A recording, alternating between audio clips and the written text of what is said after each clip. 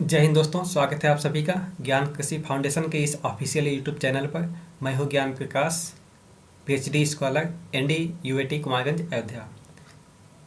दोस्तों, जैसा कि हम प्रीवियस लेक्चर में अभी तक हम लोगों ने सीख चुके हैं कि मैट्रिक्स क्या होती है, उसके कौन कौन से टाइप्स होते हैं और किन्हीं दो मैट्रिक्स को आपस में कैसे ऐड करते हैं और उसको कैसे आपस में सब्सट्रैक्ट करते हैं तथा उन दोनों मैट्रिक्स को आपस में कैसे मल्टीप्लाई करते हैं। ये सब हम प्रीवियस लेक्चर में सीख चुके हैं। आज के इस हम लेक्चर में हम सीखेंगे कि डिटर्मिनेंट्स के बारे में, कि डिटर्मिनेंट्स को किसी भी मैट्रिक्स के द्वारा उसको कैसे फाइंड आउट करते हैं। तो आइए देखते हैं। Determinant to every square matrix A equal to Aij of order n, we can associated a number is called determinant of the square matrix A। मतलब n ऑर्डर के प्रत्येक मैट्रिक्स के लिए, n ऑर्डर के प्रत्येक मैट्रिक्स A के लिए हम एक नंबर को एसोसिएट कर सकते हैं और उसको हम determinant of square matrix A कहते हैं। तो यहाँ पे Aij जो था वो ith and jth elements of matrix A है। तो मतलब row and column, a matrix में जो रो एंड कॉलम होते हैं उसके एलिमेंट्स हैं। तो determinants is also denoted by mod A, या जिसको हम डिटरमिनेंट ए कहते हैं, या उसको हम डेल्टा के नाम से डिनोट कर सकते हैं। डेल्टा से भी डिनोट करते हैं उसको। जैसे यहाँ पे दिया है determinant A equal to matrix A. अगर उसके अंदर सिंगल यूनिट होगी तो उसका डिटरमिनेंट जो होगा वो सिंगल वही सेम होगा। अगर सिंगल यूनिट है और उसके अंदर कोई भी एक वैल्यू दी है तो वही वैल्यू उसका डिटरमिनेंट होगा। जब डिटरमिनेंट सिंगल वैल्यू में हो तब। डिटरमिनेंट ऑफ मैट्रिक्स ए, तो यहाँ पर मैट्रिक्स ए दी हुई है, उसको सॉल्व करेंगे कि उसका डिटरमिनेंट क्या होगा। तो यहाँ पे हम जैसे मॉड ए है, इसको हम डेल्टा भी लिख सकते थे इक्वल टू। तो इसमें क्या करते हैं, मैट्रिक्स में ऐसा बड़ा ब्रैकेट लगा होता है और डिटरमिनेंट में हम मॉड, ये सब हम पहले सिखा चुके हैं आपको प्रीवियस वीडियो के माध्यम से। तो अब इसको निकालने के लिए डिटरमिनेंट क्या करते हैं कि इन दोनों को आपस में मल्टीप्लाई करते हैं और इन दोनों को मल्टीप्लाई करके उसको माइनस कर देते हैं। तो मतलब A11 into A22 minus A21 into A12। इसको हम संख्या के माध्यम से सीखेंगे कि कैसे किए हैं। तो मैट्रिक्स ए दी हुई है 2, इसमें ए हमारा आपका कॉलम होता है और इधर आपके रो होते हैं। तो 2, 5, 4, 7। तो इसको डिटरमिनेंट निकालने के लिए इन दोनों की मल्टीप्लाई 2 इंटू 7 14 और 5 इंटू 4 20, माइनस कर देंगे तो 14 माइनस 20, तो इसका डिटरमिनेंट जो होगा -7 हो जाएगा। अब 3 इंटू 3 मैट्रिक्स से डिटरमिनेंट कैसे हम निकालेंगे उसको सीखेंगे। तो मैट्रिक्स दी हुई जिसका ऑर्डर 3 इंटू 3 है, मतलब 3 इसमें रो है और 3 ही कॉलम है। तो इसका डिटरमिनेंट निकालने के लिए हमने बोला है यहाँ पे मॉड लगा दिएंगे डिटरमिनेंट के लिए, और इसको हम डेल्टा भी लिख सकते हैं या डिटरमिनेंट मैट्रिक्स ए लिख सकते हैं उसको ब्रैकेट में करके। तो अब इसको सेम टू सेम लिख देंगे, बस इसमें मॉड लगा के लिख देते हैं। अब इसको निकालने के लिए क्या करेंगे, फर्स्ट रो ले लिए और उसके दोनों रो और कॉलम को रिमूव कर देते हैं और जो बचा होता है उसको लिख लेते हैं वैसे कि वैसे, जैसे ये। तो 3 माइनस 2 4 यहाँ पे और 2 यहाँ पे लिख दिए। फिर उसके बाद सेकंड का माइनस में प्लस माइनस प्लस, तो माइनस लगा दिए और माइनस वैल्यू 1 है तो उसको ब्रैकेट में -1 कर दिए और उसका भी ये वाला रिमूव कर देंगे, इसको रिमूव कर देंगे, इसको लिखेंगे। अब ये इसको अच्छे से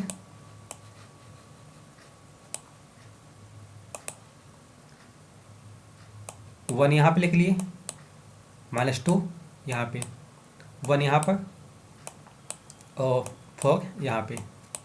ठीक उसी तरह +4 यहाँ पे प्लस कर देंगे, इसका रो रिमूव कर देंगे, ये कॉलम जो है रिमूव कर देंगे और इसका ये वाला रो कॉलम के रिमूव करने के बाद जो बचता है उसको लिख लेते हैं। यहाँ पे 1 1 मतलब फर्स्ट का 1 और इसमें भी 1 है तो 1 1 हो गया, और 3 और 2 ये यहाँ पे लिख लिए। अब इसको आपस में मल्टीप्लाई करने के बाद माइनस कर देंगे। तो 4 इंटू 3 12 माइनस 2 इंटू 2 4 और माइनस माइनस प्लस +4 और माइनस माइनस प्लस यहाँ +1 हो गया, और 4 इंटू 1 4 और -2 इंटू 1 -2 और -2 और माइनस +2 हो जाएगा यहाँ पे। और ठीक उसी तरह 4 यहाँ पे लिख दिए प्लस में, और 2 इंटू 1 2 और 3 इंटू 1 -3। इसको आपस में मल्टीप्लाई कर लेंगे, ऐड करेंगे पहले।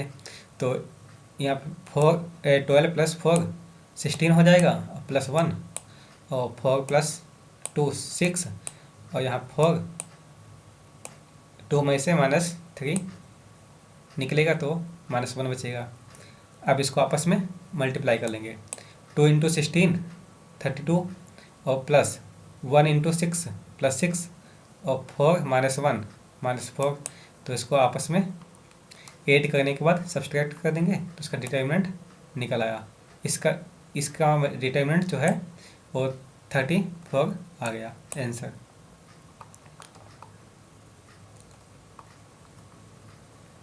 अब हम देखते हैं कि किसी भी मैट्रिक्स में जीरो वैल्यू कब आएगी, उसका डिटरमिनेंट जीरो कब होगा।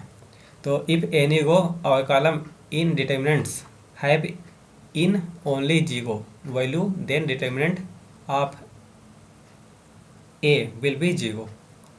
जो यदि डिटरमिनेंट के किसी रो या कॉलम के केवल शून्य हो, मतलब यदि डिटरमिनेंट के किसी रो और कॉलम में केवल जीरो आ जाए तब उसका डिटरमिनेंट जीरो होगा। इसे हमारा ए वाला रो है, ए रो हो गया और एक कॉलम है, तो किसी भी रो या कॉलम में जीरो हो जाए मतलब पूरी वैल्यू, या तो पूरा ए वाला जीरो हो जाए या पूरा ए वाला जीरो हो जाए, तो इसका जीरो हो गया पूरा। सेकंड जो रो है वो पूरे जीरो है, तो यहाँ पे क्या डिटरमिनेंट निकालने के लिए क्या करेंगे, 1 ए ले लेंगे और फिर इसका रिमूव कर देते हैं, मतलब कॉलम, और इसका रो हटा के जो वैल्यू होती है उससे मल्टीप्लाई करने के बाद माइनस कर देते हैं आपस में अपोजिट। तो यहाँ 0 इंटू 2 0 और इसका 0 इंटू 4 -0। तो अब यहाँ पे 1 से 0 करेंगे तो फिर 0 होगा, तो इसका जो आंसर होगा वो 0 आ जाएगा। ठीक इसी तरह है, इफ़ एनी रो और column are proportional PRO PO RTI proportional of each other then determinant of will be 0।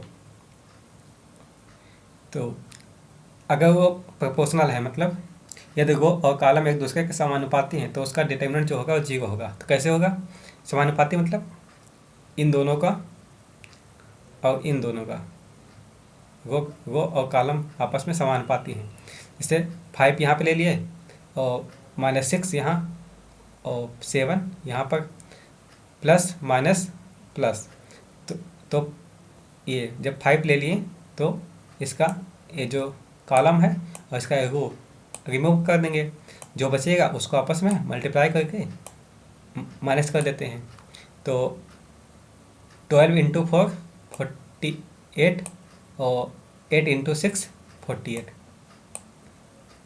ठीक इसी तरह यहाँ पे 6 है, -6 ले लिए तो इसका ये वाला रिमूव कर देंगे और इसका ये ऊपर रिमूव कर देंगे, तो 2 इंटू 12 24 और 6 इंटू 4 24।